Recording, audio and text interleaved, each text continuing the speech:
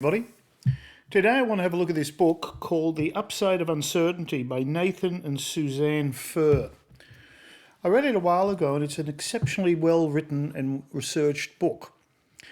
And to a very real extent it reflects the challenge that I have now with my colleague Peter in establishing a new business called Combined Arms, as I'm sure you'd be aware of if you're looking at this.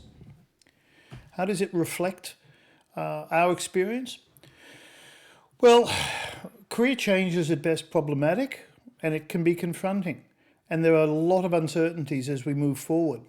Irrespective of your experience and irrespective of your awareness of the environment in which you're going to operate, you're still going to be confronted with a whole range of variables that either you can't control or you didn't know existed in the first place. Being comfortable with uncertainty is a fundamental element that every entrepreneur and business leader needs to be if they're going to progress, ever more so in a dynamic world that we're facing today. The simple truth is that we've got AI, we've got challenges on the global front, we've got the evolution of hybrid learning and hybrid workspaces. All these were not necessarily in the mindset of decision makers 10 years ago. The fact is that everything we do and everything we move forward in planning, there's going to be an element of what Robert McNamara called the fog and friction of war. The fog is that there'll be certain things that you don't know as you move in to develop a plan. The friction of war is that even the things you do know won't go smoothly.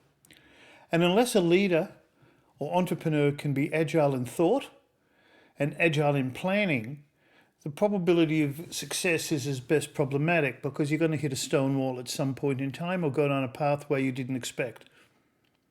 The book, Being Comfortable with Uncertainty, or The Upside of Uncertainty, is a really important conversation that we need to have with ourselves. Because we've all got uncertainty balances. In the book they describe that as relationships, histories, protocols, processes, things we cling to that enables us to make sense of the world. Now, we need those things, just simply, as I stated, to make sense of the world.